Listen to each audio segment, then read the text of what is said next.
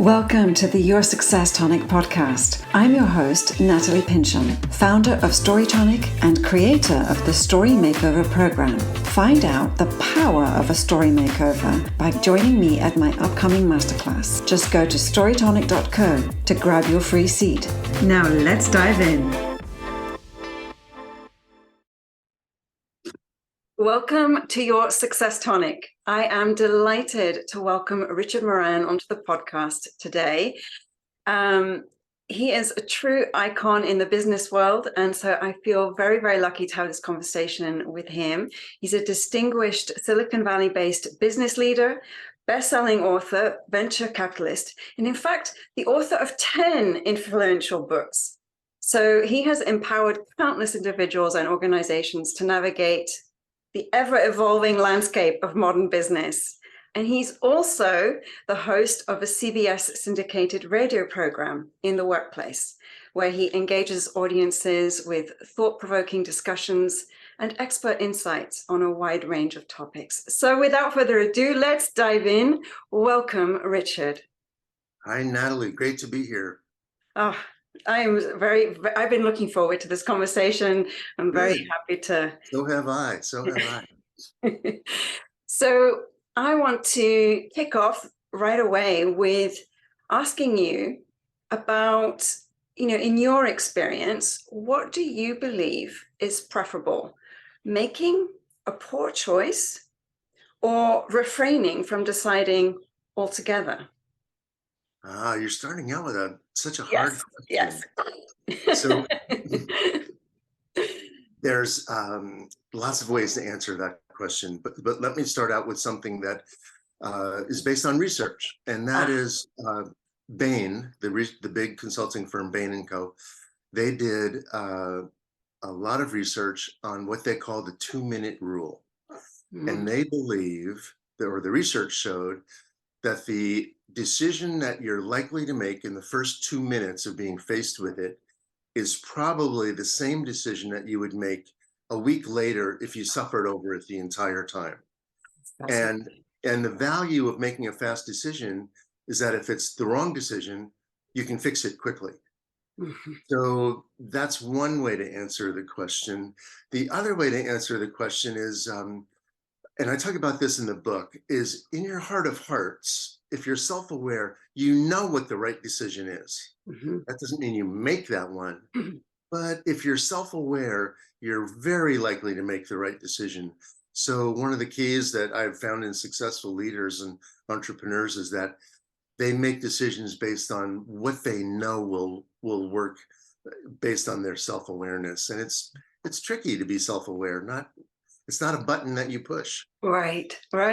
Which is why it can be so helpful to work with a coach and do self-development work, because you can train your confidence in that part of yourself so that when you get that gut reaction, that instant knowing, you just can go with it. A question I get asked all the time about decision making, and there's lots of research about decision making and lots of books about decision making, and mine is about the word whatever, so it comes at it from a different standpoint. But the question I get often is about, can I trust my gut? Should I use my gut in decision making? And Steve Jobs is famous for always saying, I use my gut when I make decisions. Well, his gut was informed. He had 30 years of experience in making decisions about products and technology. So the answer is yes, your gut can be a great way to make decisions if it's informed. Yes. If you're 20 years old and you've never made a decision, your gut is not informed. You need to use other ways to make a decision. I love that distinction. That makes so much sense, because it's not that black or white thinking, like all yes, always yes. It's there's a big difference. Once you trained yourself and you have that background, it makes it makes that quicker. Can I add one more thing while we're on this roll, Natalie? Is something inherent in your first question was about risk. Is it okay to make a risky decision? And what I've learned from a lot of interviews with successful people is that they are willing to take a risk. Because what they found and what the research shows is that the regrets that we have is not about the decisions that we made, but it's about the decisions that we did not make. I should have gone to graduate school. I should have married that guy in my study group. I should have. So there's this whole concept, I call it in the book, I call it the shoulda, coulda, woulda.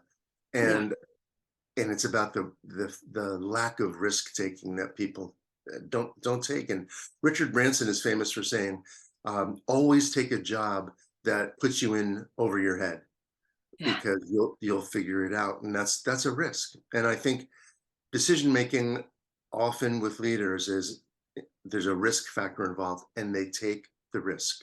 That makes so much sense. Yes, I love that perspective. And I think that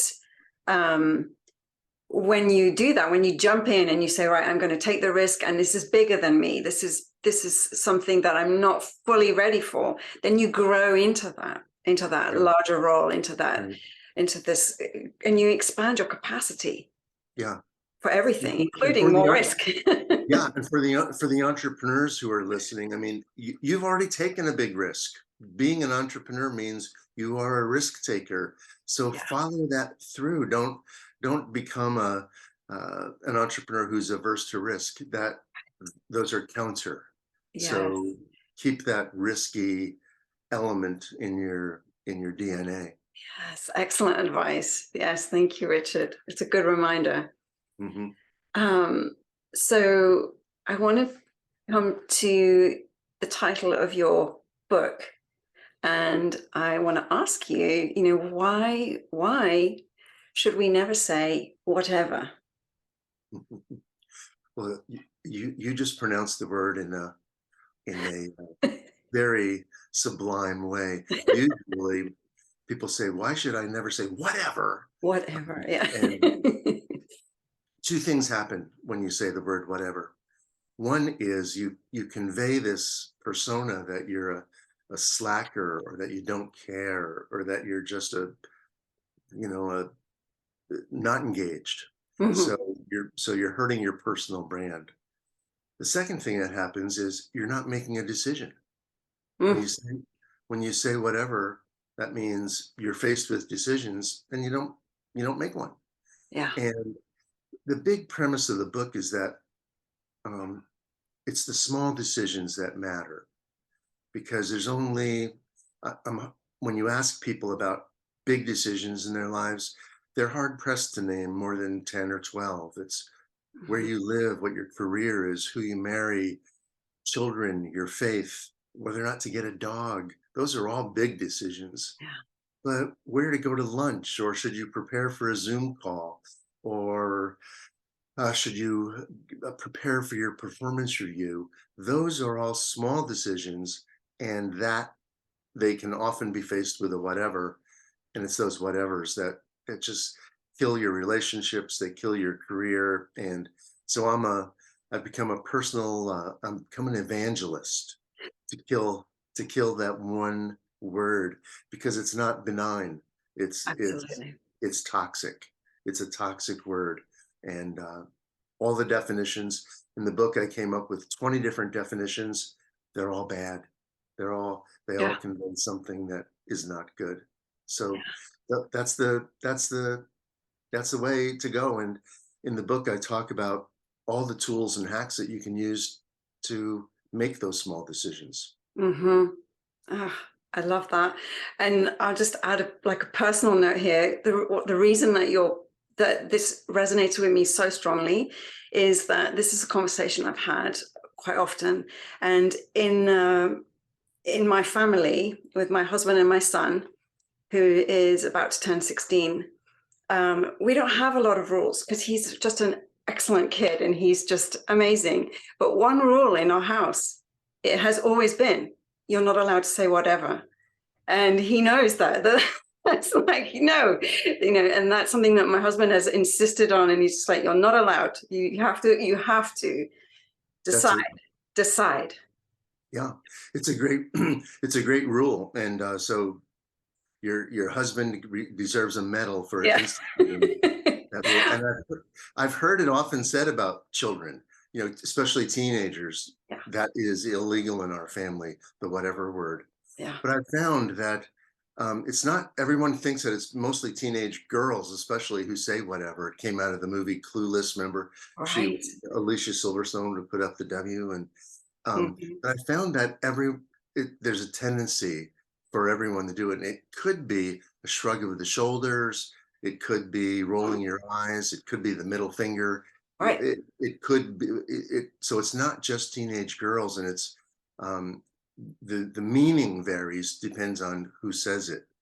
But Mhm. it's just not, make the decision, make any decision, Yeah. because usually there's not a lot of options. There's one or two options. I've also found that one of the leaders I interviewed in the book, who, when she is confronted with, when somebody at work says whatever, she stops and she says, "Tell me what that means." Mm. And it really, you know, stops people in their tracks from using the word, because when you're confronted with, "Tell me what that means," you stop saying it. Yeah. I think that's really interesting because there is an element of it that feels rebellious. So I think some people use it in a way just to be like, well, I don't have to listen to you. And I'm sort of, Yeah. this is my inner rebel coming out. And yet the inner rebel is not creating anything positive. No. It's an excuse to disengage. Yeah. Yeah. Yeah. Well, and I've often heard there's so many different ways to go with the word. I've heard it used in relationships where, "Honey, what do you want for dinner?" And the answer is whatever. No, that's very dismissive. That means I Yes, don't value what you're doing. I don't exactly. value the options. And I've also found that in places where, in large organizations, um, where a whatever culture can exist, it Mhm. means that I'm helpless. It means that, Yeah.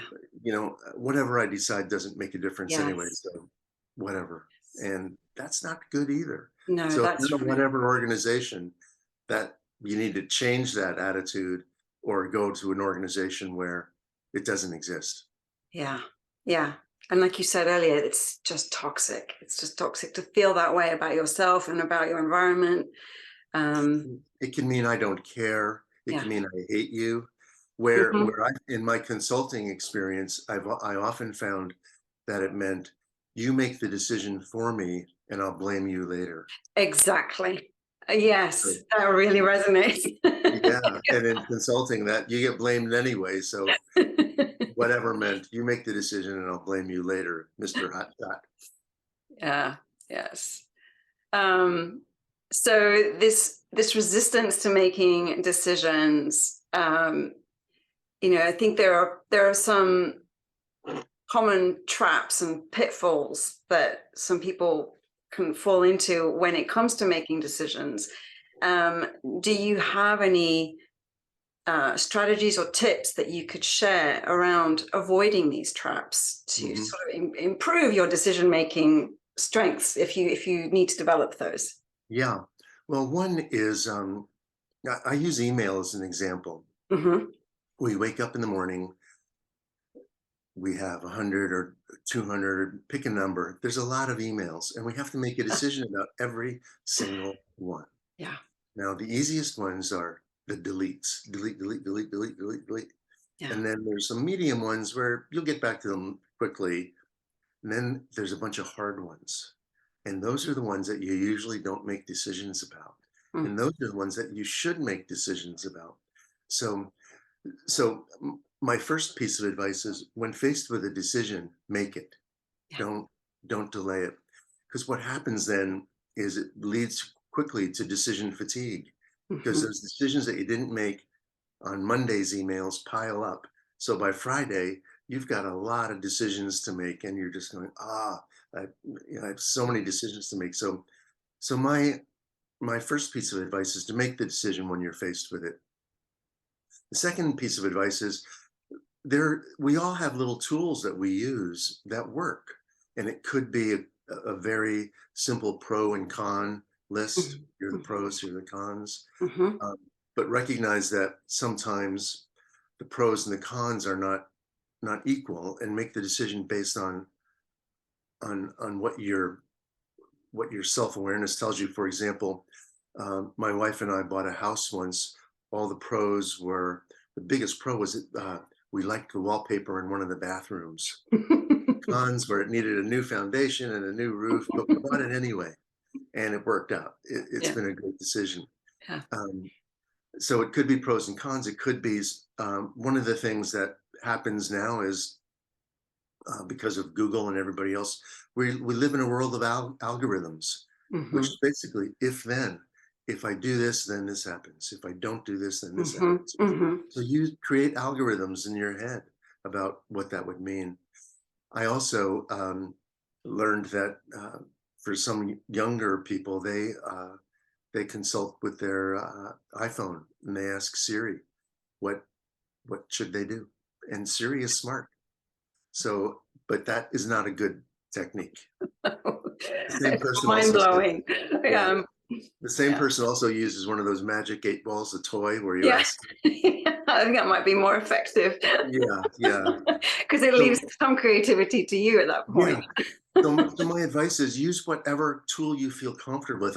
One of the tools that I used in consulting all the time that can bring it all the way back down is the simple Harvey balls. You know, the technique where you line up the variables and Yeah. factors, and then fill it up with those balls that you fill in. And it's an easy tool, and I outline them all in the book. Oh, It fantastic. doesn't need to be hard.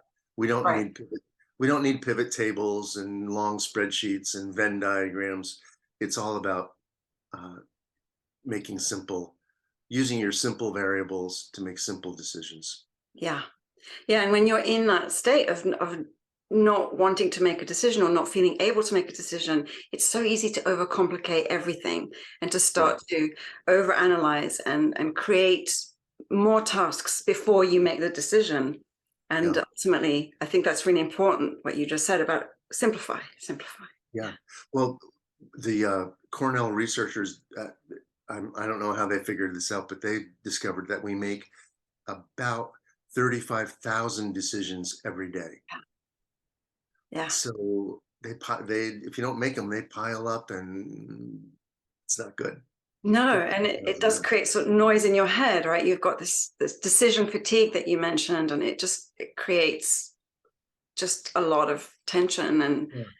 And think about this, Natalie. I mean, you and I speaking is a good example. I could have said, I don't feel, it's Friday, I'm tired, I don't feel it, whatever. No. And we didn't. And so our talking might affect someone in your audience. for And sure. so it ripples out there. When you don't say whatever, you don't know what will happen that's positive. Our talk is a good example. I love that. Thank you for saying that. Because me starting this podcast felt like a big risk, right? I jumped into it. It was terrifying at first. And now it's enriched my whole life because I get to have conversations like this.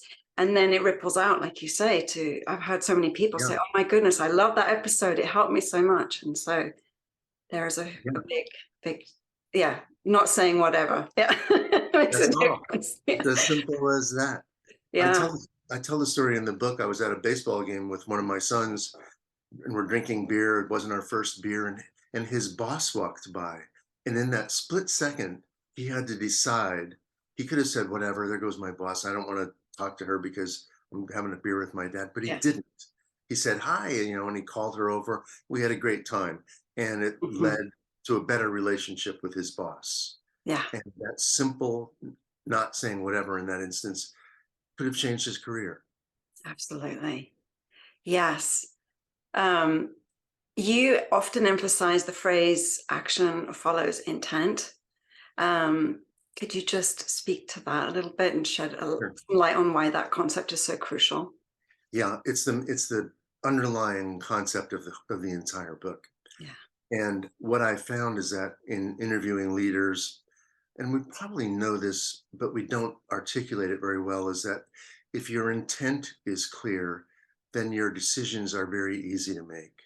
Mm. So the example I use are, if you intend to lose weight, your decisions are about being on a diet. If you intend to stay in shape, your decisions are about what activities you can take that will help you. So you decide to take the stairs instead of the elevator. Mhm. So what I found is that leaders are clear about their intent, so the decisions follow quickly. So when I think about it, when you think about intentions, often it's the visions and the missions that are so Mhm. often on the walls, but it can be brought down to the personal level. One of the people I interviewed for the book is a man in Lawrence, Kansas. He Mhm. is both an Episcopal priest and a very successful corporate lawyer. Wow. And he has a personal mission statement, a personal intention every day, and that is to help people. So he makes all these decisions based on how he can help people every day. So if your intent is clear, then it's easy to make decisions. It's actions follow intent, decisions follow intent, but it's hard to clarify your intentions. Yes. Oh, this interleaves so perfectly with the work that I do. So I love this. When we use that as a filter for our decision making and our actions, we when we create that, life gets so much easier, both business and life. When you have, how can I help as your filter, or whatever it is that you decide is the right one for you. That's One of the interviews I did was with an entrepreneur, and she failed at one of her first enterprises because she was sloppy in her decision making. And every time Mm. somebody asked her about a cost to spend money, she said, whatever. And it didn't make a decision. And the company ran out of money. Yeah. And so now, as a successful entrepreneur, her intent every day is to not run out of money. Right. And she makes decisions accordingly. Yeah. Yeah. Simple. It is simple. Yeah. Yeah. And one piece of advice I have for all of your entrepreneurs listening is don't run out of money. Right. Yes. Yes. So that's also another keystone of the work that I do. It's like, how do we make that simple, right? How do we make the money piece, instead of making it scary and a place where you do procrastinate to make decisions, let's just make that easy. And there are simple ways to make it easy. And then you can just keep your eye on the Yeah. on that, and then then you don't run out of money, and it's simple. Yeah. It's good. If your intent is to have a product out in 3 months, then everything is about that. All Yeah. decisions are about that. Yeah. So it's, uh, I'm often accused of oversimplifying things, but if you want, I mean, I have a PhD in organization behavior. I've done a lot of big integrations. I can make life really complicated if, Mhm. and my goal has always been to turn it the other way. Yes. Yeah, I think, in fact, the people who can simplify things have that depth of understanding, have experienced what it is to really research and go into the nitty-gritty, into the fine details, and then pull out the essentials, so that it's so much quicker Yeah, to access the information, to make the decisions, to progress towards the things that really matter to us. yeah. One of the leaders I interviewed, he said he boiled the entire world down to this. He said, even the complex decisions, what I do is I look at the data, Yeah. important. I listen to people, Mhm. very important. Yeah. I clarify the options because there's typically not a lot of options. There's only usually two or three. Yeah. And then I make a decision. Yeah. That's his world. Yeah. And I think it's a good way to look at things. Yeah. I agree. I agree. Ah, so before we wrap up, I do want to ask you the question, how has your definition of success evolved over time, and why? Ah, you're closing with a hard one. And it relates to the book, and it Yeah. relates maybe to this podcast. My definition of success, and it has happened to me more than once, many times, as both a CEO and a college president and a venture capitalist, where someone that comes to me, and sometimes I don't know them, and they said, you told me something that changed my life. And it's especially important if I don't know the person, where um, that for me was my definition of success, because I made an impact. Yeah. And it's not about money, it's not about prestige, it's about helping others be successful. Yeah. Oh, that's beautiful. Oh, thank you for sharing that as well. Well, thank you so much, Richard, for your time today. It's been just such a pleasure talking to you. And before we wrap up, can you just let listeners know where they can find you online and find your books? Sure. Yeah, the book is available everywhere. It's on all the usual places, and that won't be named, but it's easily available. Yes. And I also have a website, it's richardmoran.com, and I do check that and respond. And I'm very active on LinkedIn. I have lots of followers and connections, and I do respond to messages. So I'm easy to reach, and I'm readily available for over-the-counter consulting. Fantastic. Oh, great to know. And I'm sure you'll have people reaching out and definitely buying your book. Thank you so much for sharing your brilliance with the world. And I just want to thank you again for your time today, and to everyone listening. I'm so glad that you were all able to be here with us today as well. Thanks, Natalie.